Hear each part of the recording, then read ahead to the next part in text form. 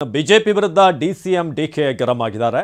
ಹೆಣ್ಮಕ್ಳ ಬಗ್ಗೆ ಮಾತನಾಡಿದ್ದು ಸರಿನಾ ಇಲ್ವಾ ಅಂತ ಪ್ರಶ್ನೆ ಮಾಡಿದ್ದಾರೆ. ನಿನ್ನೆ ಸಿಟಿ ರವಿ ಪ್ರಕರಣಕ್ಕೆ ಸಂಬಂಧಪಟ್ಟ ಹಾಗೆ ಡಿಕೆ ಶಿವಕುಮಾರ್ ಮತ್ತೆ ಮಾತನಾಡಿದ್ದಾರೆ. ಹೆಣ್ಮಕ್ಳ ಬಗ್ಗೆ ಪದಪ್ರಯೋಗ ಇತ್ತಲ್ಲ, ಅದು ಸರಿನಾ ಇಲ್ವಾ, ಅವರು ಅರ್ಥ ಮಾಡ್ಕೊಳ್ಬೇಕು, ಆತ್ಮಸಾಕ್ಷಿ ಮುಖ್ಯ ಯಾರಿಗಾದ್ರೂ ಅಂತ ಡಿಕೆ ಶಿವಕುಮಾರ್ ಹೇಳಿದ್ದಾರೆ. ಅವರ ಮಾತು ಸರಿನಾ ತಪ್ಪಾ ಅನ್ನೋದ್ರ ಬಗ್ಗೆ ಚರ್ಚೆ ಆಗಲಿ. ಒಬ್ಬ ಹೆಣ್ಣು ಮಗಳಿಗೆ ಬಳಸಿದಂಥ ಪದ ಅವರ ಪಾರ್ಟಿಯ ಸಂಸ್ಕೃತಿ, ಲೀಡರ್ ಸಂಸ್ಕೃತಿ ಏನು ಅನ್ನೋದನ್ನ ತೋರಿಸುತ್ತೆ. ದೊಡ್ಡ ನ್ಯಾಷನಲ್ ಪಾರ್ಟಿ ಲೀಡರ್ ಆದರೆ ಅವರ ಬಾಯಿಂದ ಬರುವಂತ ಮಾತುಗಳು, ನನಗೂ ಅವನ ಬಗ್ಗೆ ಸಿಂಪತಿ ಇದೆ, ಸಿಟಿ ರವಿ ಬಗ್ಗೆ ಸಿಂಪತಿ ಇದೆ ಅಂತ ಡಿಕೆ ಶಿವಕುಮಾರ್ ಹೇಳಿದ್ದಾರೆ. ಏನೋ ಚಿಕ್ಕಮಗಳೂರು ಜನ, ಮಲ್ನಾಡ್ ಜನ, ಕಲ್ಚರಲ್ ಜನ, ಆದ್ರೆ ಈತ ಮಾತ್ರ ಇತರ ಬಾಯಹರ್ಕ ಅಂತ ಹೇಳಿರೋರು. ಕಾನೂನಲ್ಲಿ ಈ ಸೇನ್ ಸೆಕ್ಷನ್ ಇತ್ತು, ಕಾನೂನು ಕೋರ್ಟ್ಗೆ ಏನು ಗೌರವ ಕೊಡಬೇಕು, ಕೋರ್ಟಲ್ಲಿ ಏನು ಬೇಕಾದ್ರೂ ಮಾಡ್ತಾರೆ. ಅದಕ್ಕೆಲ್ಲ ನಮ್ಮನ್ನ ನೀವು ಪ್ರತಿಯೊಂದಕ್ಕೂ ಕೇಳ್ಕೊಂಡು ನೀವು ಅವರು ಮಾತಾಡಿದ್ದು ಸರಿನಾ ಇಲ್ಲ ಅನ್ನೋದು ಫಸ್ಟ್ ಅದನ್ನ ಅವ್ರು ಕೇಳ್ಬಿಟ್ಟು ಆಮೇಲೆ ಬೇರೆ ವಿಚಾರ ಚರ್ಚೆ ಮಾಡೋಣ. ಅವ್ರ ಪಾರ್ಟಿ ಸಂಸ್ಕೃತಿ, ಅವ್ರ ಲೀಡರ್ ಸಂಸ್ಕೃತಿ, ಕಾನೂನಲ್ಲಿ ಬೇಲ್ ಸಿಕ್ಕೇ ಸಿಗ್ತದೆ, ಎಲ್ಲರಿಗೂ ಗೊತ್ತಿರುವಂತ ವಿಚಾರನೆ. ಅವರು ಪೊಲೀಸ್ ಅವರಿದ್ದು ಉಂಟು, ಕೋರ್ಟ್ ಉಂಟು, ಅವರುಂಟು, ಅವ್ರು ಮಾಡಿದಂತ ಅಪರಾಧ ಉಂಟು. ಮುಖ್ಯ ವಿಚಾರ ಮಾತಾಡಿರೋದು ಅವರ ಭಾಷೆ, ಅವರ ಸಂಸ್ಕೃತಿ, ಅರಕಲು ಬಾಯಿ ವಿಚಾರ. ಹಿಂದೆ ಜಯಮಾಲ ವಿಚಾರಗೂ ಹಿಂಗೆ ಮಾತಾಡಿದ್ರು, ಸಿದ್ದರಾಮಯ್ಯಗೂ ಹಿಂಗೆ ಮಾತಾಡಿದ್ರು, ಬೇರೆ ಬೇರೆ ಇದು ನಿತ್ಯ ಸುಮಂಗಲಿ ಅಂತ ಅಸೆಂಬ್ಲಿಲಿ ಒಂದ್ಸತಿ ನಡೆದಿತ್ತು, ಇದು ನಡೆದಿದೆ. ಇದು ಸರಿನಾ ಇಲ್ವಾ ಅಂತ ದೊಡ್ಡ ಮಟ್ಟಕ್ಕೆ ಒಂದು ನ್ಯಾಷನಲ್ ಪಾರ್ಟಿ ಲೀಡ್ರು. ನನಗೂ ಅವ್ರ ಬಗ್ಗೆ ಬಹಳ ಸಿಂಪತಿ ಇದೆ. ಒಳ್ಳೆ ಕಲ್ಚರ್, ಚಿಕ್ಕಮಗಳೂರು ಜನ ಅಂದ್ರೆ ಒಳ್ಳೆ ಕಲ್ಚರ್ ಜನ.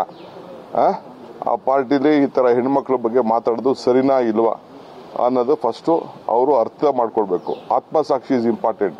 ಅವ್ರ ಪಾರ್ಟಿ ಲೀಡರ್ಗಳಿಗೆಲ್ಲ ಸುಮ್ಮನೆ ಪಾರ್ಟಿ ಲೀಡರ್ಗಳಿಗೆ ಸಪೋರ್ಟ್ ಮಾಡೋದಲ್ಲ. ಎಲ್ಲರೂ ಪಾರ್ಟಿ ಲೀಡರ್ ಸಪೋರ್ಟ್ ಮಾಡ್ಬೋದು, ಬಟ್ ಖಂಡಿಸ್ಬೇಕಲ್ಲ, ಇದು ಮಾಡೋದು ಸರಿಯಿಲ್ಲ ಅಂತ ಹೇಳ್ಬೇಕಲ್ಲ. ನಾನು ನನ್ನ ಪಾರ್ಟಿಲಿ ಯಾರು ಮಾತಾಡಿದ್ರೆ ಡೆಫಿನೆಟ್ಲಿ ನಾನು ಖಂಡಿಸಿದ್ದೆ.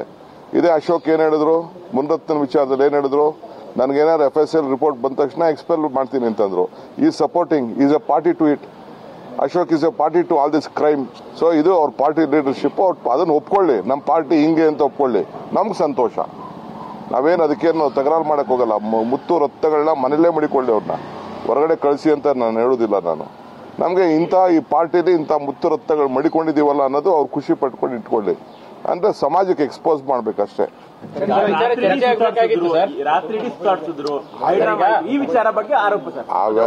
ಅವೆಲ್ಲ ನೀವುಂಟು, ಪೊಲೀಸ್ ಉಂಟು. ಅವ್ರು ಯಾರೇನೇನೇನು ಮಾಡಿದ್ರು ನಮ್ಗೇನು ಅದಕ್ಕೆ ಗೊತ್ತಿಲ್ಲ. ನನ್ನ ಮೇಲೆ ಇದೆ ನೋಡ್ರಿ.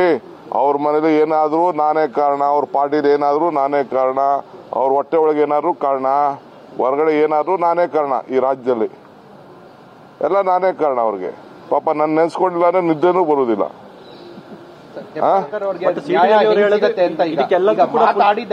ನ್ಯಾಯ ಹೆಂಗ್ ಸಿಗತ್ತೆ? ಸರ್ಕಾರ ಹೆಂಗ್ ನ್ಯಾಯ ಕೊಡ್ಸತ್ತೆ? ಕಾನ್ಶಿಯಸ್ ನ್ಯಾಯ ಕೊಡ್ತದೆ. ಬಟ್ ಸಿಟಿ ರವಿ ಹೇಳಿದ್ರೆ ಇದೆಲ್ಲದಕ್ಕೂ ಕೂಡ ನಾನು ಫುಲ್ ಸ್ಟಾಪ್ ಇಡ್ತೀನಿ ಕೆಲವೇ ದಿನಗಳಲ್ಲಿ ಅಂತ. ನೋಡಪ್ಪ, ಇಂಥ ಲೆಕ್ಕಚ್ಯುತಗಳೆಲ್ಲ ಬಹಳ ಸಂತೋಷ. ಒಬ್ರಿಗೆ ನಾ ಲೆಕ್ಕಚ್ಯುತ ಮಾಡ್ಕೊಳಕ್ಕೆ ಎಲ್ಲರಿಗೂ ಅವ್ರವ್ರ ಕೆಪಾಸಿಟಿನ ಅವ್ರ ಲೆಕ್ಕಚ್ಯುತ ಮಾಡ್ಕೊಳ್ತಾರೆ. ಈಗ ನೀವು ಹೇಳಿದಾಗ ಯಾವ ವಿಚಾರ ಚರ್ಚೆ ಆಗ್ಬೇಕಾಗಿತ್ತು ಅದಾಗ್ಲಿಲ್ಲ. ಫಸ್ಟ್ ಸರ್ಕಾರ ನಡ್ಕೊಂಡಿದ್ದ ರೀತಿಗೆ ಚರ್ಚೆ ಬೇರೆ ಅವರು ಡಿವೇಟ್ ಮಾಡ್ತಾ ಇದ್ದಾರೆ. ಅವರು ಮಾತಾಡದ್ನ ತಪ್ಪನ್ನ ಮುಚ್ಕೊಳಕ್ಕೆ ಪೊಲೀಸ್ ಅವ್ರ ಮೇಲೆ ಹೇಳ್ತಾ ಇದ್ದಾರೆ. ಹಿಂದೆ ಇವ್ರು ನಡೆಸಿದ್ರಲ್ಲ ಪೊಲೀಸನ್ನ, ಇವ್ರು ಹೆಂಗ್ ನಡೆಸ್ಬಿಟ್ರು ಪೊಲೀಸ್ ಕೈಲಿ. ಇನ್ನು ಬಿಜೆಪಿ MLC ಸಿಟಿ ರವಿ ಬಂಧನ ಪ್ರಕರಣಕ್ಕೆ ಸಂಬಂಧಪಟ್ಟ ಹಾಗೆ ಗೃಹ ಸಚಿವರು ಮಾತನಾಡಿದ್ದಾರೆ. ಏನು ರವಿ ಬಂಧನ ಈಗ ಚರ್ಚೆಗೆ ಕಾರಣವಾಗಿದೆಯಲ್ಲ, ಅದರ ಬಗ್ಗೆ ಗೃಹ ಸಚಿವರನ್ನ ಕೇಳಿದಾಗ ಈಗ matter is before the court ಅಂತ ಹೇಳಿದ್ದಾರೆ.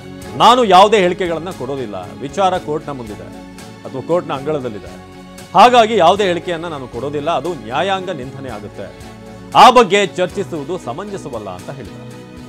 ಯಾವುದೇ ಪ್ರಶ್ನೆಗಳಿಗೂ ಉತ್ತರ ಕೊಡಲ್ಲ, ಮ್ಯಾಟ್ರ್ ಈಗ ಕೋರ್ಟ್ ಮುಂದೆ ಇದೆ, ಹಾಗಾಗಿ ನಾನು ಯಾವುದೇ ಸ್ಟೇಟ್ಮೆಂಟ್ ಕೊಡೋದು ತಪ್ಪಾಗುತ್ತೆ ಅಂತ ಹೇಳಿದರು. ಈಗ matter is before the court. ನಾನು ಯಾವುದೇ ಹೇಳಿಕೆಗಳನ್ನ ಕೊಡೋದಕ್ಕೆ ಹೋಗೋದಿಲ್ಲ. It becomes sub judice. ಆದ್ದರಿಂದ ಯಾವ ವಿಚಾರಗಳನ್ನು ಕೂಡ ಅದರ ಬಗ್ಗೆ ಚರ್ಚೆ ಮಾಡೋದು ಸರಿ ಕಾಣಿಸಲ್ಲ. ಅದರಿಂದ ಯಾವುದೇ ಪ್ರಶ್ನೆಗೂ ಕೂಡ ನಾನು ಅದನ್ನು ಉತ್ತರ ಕೊಡಕ್ಕೆ ಹೋಗೋದಿಲ್ಲ. ಪೊಲೀಸ್ನವರು ಅವರು ಸರಿ ಮಾಡಿದ್ದೀವಿ ಅಂತ ಅವರ ವಾದ ಇರ್ತದೆ. ಆದರೆ ಕೋರ್ಟ್ನಲ್ಲಿ ಮ್ಯಾಟ್ರ್ ಇದೆ, ಯಾವುದು ಸರಿ ಯಾವುದು ತಪ್ಪು ಅಂತೇಳಿ ಅವರು ತೀರ್ಮಾನ ಮಾಡ್ತಾರೆ. ಬೇರೆ ಬೇರೆ ರೀತಿಯಲ್ಲಿ ಅವರು ಮಾಹಿತಿಗಳನ್ನು ಕೇಳುವಂಥ ಸಂದರ್ಭದಲ್ಲಿ ಅವರು ಇವ್ರನ್ನ ಕೇಳೋದೇನೇನೆ ಜಡ್ಜ್ಮೆಂಟ್ ಬಂದಿದೆ ಅಂತ ಹೇಳಿದರು. ಅದರಿಂದ ಅದ್ರ ಬಗ್ಗೆ ನಾವು ಟೀಕೆ ಟಿಪ್ಪಣಿ ಮಾಡೋದಕ್ಕೆ ಹೋಗೋದು. ಅಡ್ಜರ್ಮೆಂಟ್ ಆದಮೇಲೆ ಸದನ ಅಡ್ಜರ್ನ್ ಆದಮೇಲೆ ಘಟನೆ ನಡೀತು. ಆದ್ದರಿಂದ ಸಭಾಪತಿಗಳಿಗೆ ಏನು ಹೇಳೋದಕ್ಕೆ ಆಗೋದಿಲ್ಲ ಅಂಥೇಳಿ ಕೆಲವರು ವಿಶ್ಲೇಷಣೆ ಮಾಡಿದ್ದಾರೆ. ಇನ್ನು ಕೆಲವರು ಇಲ್ಲ, ಇನ್ನು ಸದನ ನಡೀತಾ ಇತ್ತು ಅಂತ ಕೆಲವರು ವಿಶ್ಲೇಷಣೆ ಮಾಡಿದ್ದಾರೆ. ಅದನ್ನೆಲ್ಲ ಈಗ ನಾನು ಏನು ಮಾತಾಡಕ್ಕೆ ಹೋಗೋದಿಲ್ಲ. 24 ಜನ ಅವತ್ತೇ ಆ ಕ್ಷಣದಲ್ಲೇ ಅರೆಸ್ಟ್ ಮಾಡಿದ್ರಲ್ಲ, 24 ಜನರನ್ನ ಅರೆಸ್ಟ್ ಮಾಡಿ ಆನಂತರ ಅವರಿಗೆ ಬಿಟ್ಟಿದ್ದಾರೆ. ಯಾವುದೇ ಘಟನೆ ನಡೀಬಾರ್ದು ಸುವರ್ಣಸೌಧದಲ್ಲಿ ಅಂತೇಳಿ ಅವ್ರನ್ನ ಅರೆಸ್ಟ್ ಮಾಡಿ ಆಮೇಲೆ ಬಿಟ್ಟಿದ್ದಾರೆ. ಇಲ್ಲಾಂದರೆ ಅಲ್ಲಿ ಇನ್ನೂ ಹೆಚ್ಚು ಗಲಾಟೆಗಳಾಗ್ತವ್ರು. ಒಂದು ವೇಳೆ ಅವರು ಪೊಲೀಸ್ನವ್ರ ಮಧ್ಯೆ ಪ್ರವೇಶ ಮಾಡದೆ ಹೋಗಿದ್ದಿದ್ರೆ ಅಲ್ಲೇ ಹೊಡೆದಾಟಗಳು ಅವೆಲ್ಲ ಆಗ್ತಾ ಇತ್ತು ಅಂತ. ಯಾರಿಗೆ ಅರೆಸ್ಟ್ ಮಾಡಿ ಬಿಟ್ಟಿದ್ದಾರೆ. ದಾಳಿ ಮಾಡಿದಂತವ್ರನ್ನ ಬಿಡುಗಡೆ ಮಾಡಿದ್ದು ಎಷ್ಟು ಸರಿ ಅಂತ ಅವ್ರ ಪ್ರಶ್ನೆ. ಎಲ್ಲದಕ್ಕೂ ಪ್ರಶ್ನೆ ಇದ್ದೇ ಇರುತ್ತಲ್ಲ. ಅವ್ರ ಹೇಳಿಕೆಗಳು ಕೊಟ್ಟಿದ್ದಾರೆ, ಅದು ನಾನು ಕೂಡ ಗಮನಿಸಿದ್ದೇನೆ. ಅವ್ರ ಹೇಳಿಕೆಯನ್ನು ಗಮನಿಸಿದ್ದೇನೆ. ಅವರು ಇವತ್ತು ಮಾಧ್ಯಮದಲ್ಲೂ ಕೂಡ ಎಲ್ಲ ಪತ್ರಿಕೆಗಳಲ್ಲೂ ಕೂಡ ಬಂದಿದೆ, ನನಗೆ ಕೊಲೆ ಮಾಡೋದಕ್ಕೆ ಪ್ರಯತ್ನ ಮಾಡಿದ್ರು ಹಾಗೆ ಅಂತೆಲ್ಲ ಬಂದಿದೆ, ನಾನು ಗಮನಿಸಿದ್ದೇನೆ. ವಿಚಾರ ಮಾಡೋಣ ಸರ್. ಅಂದ್ರೆ ಗೃಹ ಇಲಾಖೆ ಸೂಪರ್ ಸೀಡ್ ಮಾಡಿ ಯಾರಾದ್ರೂ ಆಪರೇಟ್ ಮಾಡ್ತಾ ಇದಾರ ಅಂತ? ಆ ರೀತಿ ಮಾಡಕ್ ಬರೋದಿಲ್ಲ ಅಲ್ರಿ. ಮಾಡಕ್ಕಾಗುತ್ತಾ?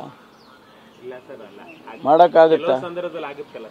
ಅಲ್ಲ, ಮುಖ್ಯಮಂತ್ರಿಗಳಿದ್ದಾರೆ, ಮುಖ್ಯಮಂತ್ರಿಗಳು ಬಿಟ್ರೆ ಬೇರೆ ಮಾಡಕ್ಕಾಗೋದಿಲ್ಲ. ಮುಖ್ಯಮಂತ್ರಿಗಳು ಗೃಹ ಸಚಿವರಿಗಿನ್ನ ಮೇಲೆ ಇದ್ದಾರೆ ಮುಖ್ಯಮಂತ್ರಿ.